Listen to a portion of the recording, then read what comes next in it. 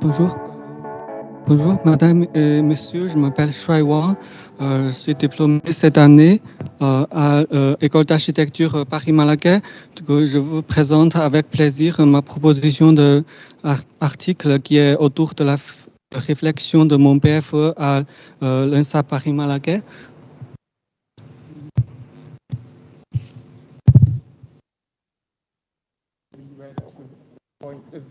Vous êtes peut-être orienté. Voilà. Okay. Comment passer en arrière? Oh, ok. Cette recherche s'intéresse à comment intégrer l'IA dans le processus de la conception architecturale en tenant du compte des préférences subjectives des individus à l'échelle de logement. Elle s'inscrit dans le contexte d'uniformisation des villes et des habitations chinoises, dans laquelle s'exprime une demande croissante de customisation de masse. Nous questionnons sur l'apport de l'IA et l'architecture, en permettant notamment l'intégration de la dimension individuelle dans la conception et en permettant des variations morphologiques correspondantes. La Chine a commencé une urbanisation massive depuis 1978.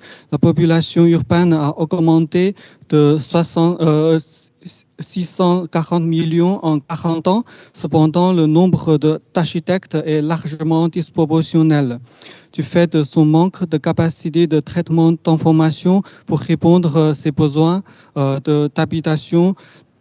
En très peu de temps, la Chine a construit un grand nombre de tours d'habitation génériques. Cette uniformisation des logements a également entraîné l'uniformisation des paysages urbains. Grâce au développement des outils numériques, la façon dont les architectes traitent des données a évolué significativement. Les outils de la représentation et la conception numérique ont accéléré la façon dont les architectes font des projets. Les outils analytiques et paramétriques nous permettent de quantifier et analyser des performances physiques. Cependant, les préférences subjectives humaines étant très irrégulières et non linéaires, donc il est difficile de les traiter par les outils analytiques. Au milieu du XXe siècle, les techniques d'IA ont commencé à se développer, mais ce n'est qu'au cours de ces dernières années, grâce au développement des réseaux de neurones, l'IA a commencé à entrer dans le flux de travail des architectes pionniers. Par exemple, Stanislas Chaillot a réalisé la génération automatique des plans pour les appartements grâce à une technologie GAN.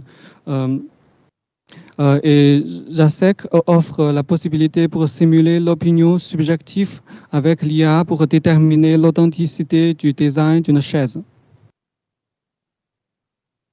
En comparant l'IA et le mouvement précédent des architectures paramétriques, les méthodes de paramétrage basées sur des règles et la logique déductive, alors que l'IA est basée sur la statistique et réseau de neurones. Il pourrait permettre de traiter des données non linéaires et irrégulières. L'IA sera capable à une certaine mesure de modéliser la distribution statistique des données de l'architecture et faire des prédictions. Dans cette recherche, un processus génératif et participatif assisté par l'IA est établi, dans laquelle l'architecte, l'IA et les participants sont impliqués dans la conception. L'architecte définit des critères, la composition du dataset et contrôler le résultat. Les participants peuvent évaluer subjectivement sur la morphologie. La génération de la forme architecturale est principalement réalisée par l'IA. Au lieu de bitmap, le format discrétisé et vectoriel est pertinent dans cette recherche pour représenter l'espace 3D, car il ne perd pas d'informations lors de la mise à l'échelle et le format vectoriel permet d'économiser la puissance de calcul. Ce format offre également la possibilité d'une diversité formelle avec la contrainte de la construction. Pour utiliser l'IA afin de traiter les critères subjectifs, je vais d'abord générer un grand nombre de morphologies de maisons et laisser chaque participant évaluer ces formes de manière subjective. Je vais utiliser ces informations morphologiques et des évaluations subjectives comme dataset dans le réseau de neurones pour que l'IA puisse trouver la corrélation entre eux et générer des nouvelles formes en fonction de ses préférences. Puisque la complexité de la technique et de la quantité de données requises est importante, je expérimenterai la faisabilité de la méthode et de la technique étape par étape à travers une série d'expériences simples. Et au cours de ces expériences, j'estimerai la quantité de données nécessaires dans le processus pour réaliser la génération de logements. Dans cette expérience, j'ai d'abord testé la faisabilité de l'approche.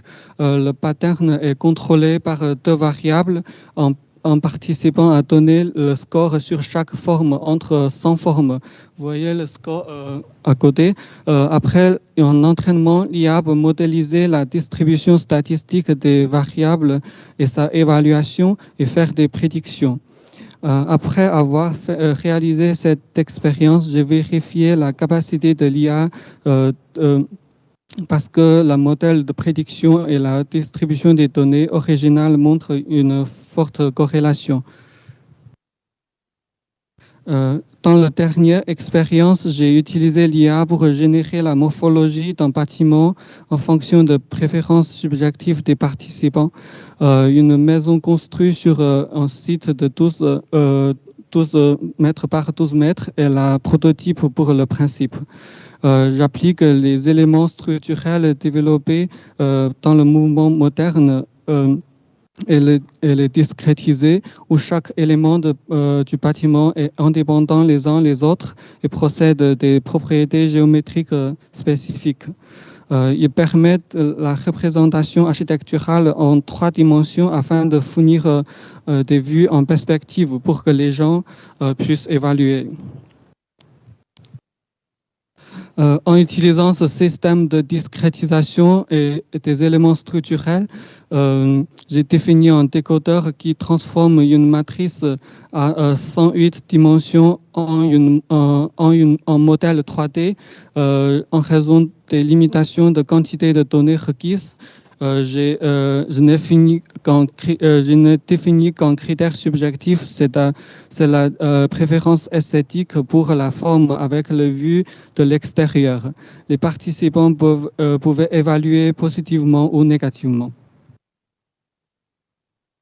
Grâce à ce système basé sur la vectorisation et la discrétisation, nous pouvons transformer la matrice aléatoire en des formes architecturales et générer de grandes variations formelles.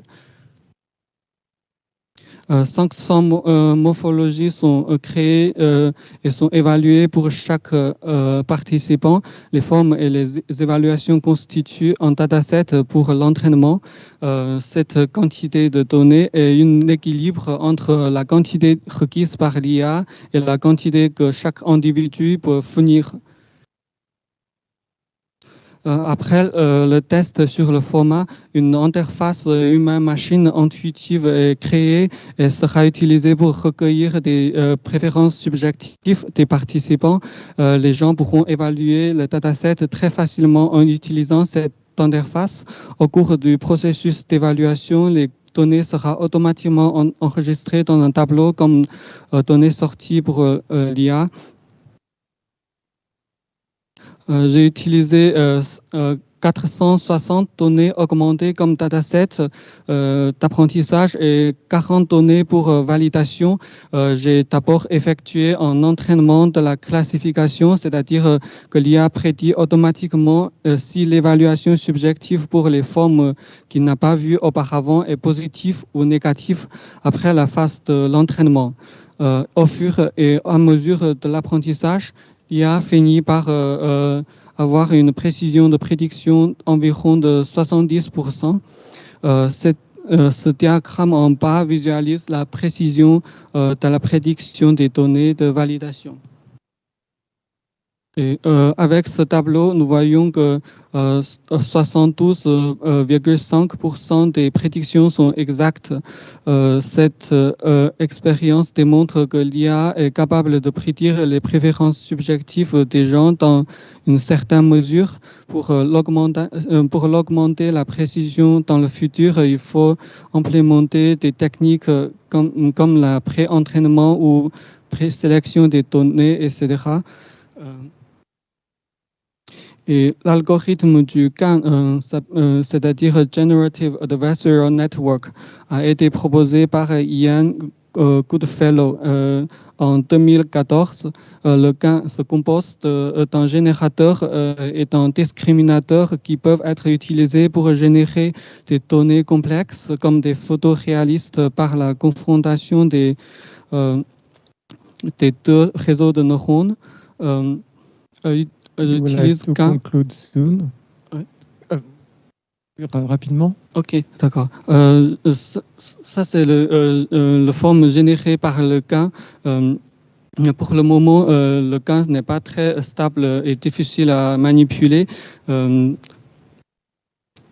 Donc, le participant a choisi une de ses options préférées à partir de laquelle l'architecte a ajouté quelques détails pour produire la forme finale. Et dans ce processus d'interaction générative et participative, l'architecte ne conçoit pas la forme du bâtiment, mais c'est l'IA qui le génère. La définition des formats et des critères sont réalisés par des architectes. Le contrôle et la sélection des résultats sont alors réalisés par les architectes et participants. En tant qu'architecte du futur, l'utilisation de l'IA nous libère non seulement des tâches répétitives, mais changer fondamentalement la façon de traitement des informations et d'interaction avec les acteurs. L'IA peut véritablement être un partenaire conceptuel, mais pour l'instant, en plus de certains problèmes techniques de l'IA, tels que l'instabilité de l'entraînement, la quantité de données requises importante, les pré-traitements qui nécessitent beaucoup de temps, etc. L'IA en tant que technologie lui-même est une boîte noire basée sur des données et méthodes intuitives. Par conséquent, tout au long du flux de travail, l'architecte joue un rôle intermédiaire et décideur. Les architectes doivent garder le contrôle et le choix des résultats produits par l'IA et les utiliser de manière critique. Et les architectes doivent également comprendre la limite de l'IA en tant que technologie elle-même. Voici ma présentation. Ok, merci beaucoup. Merci.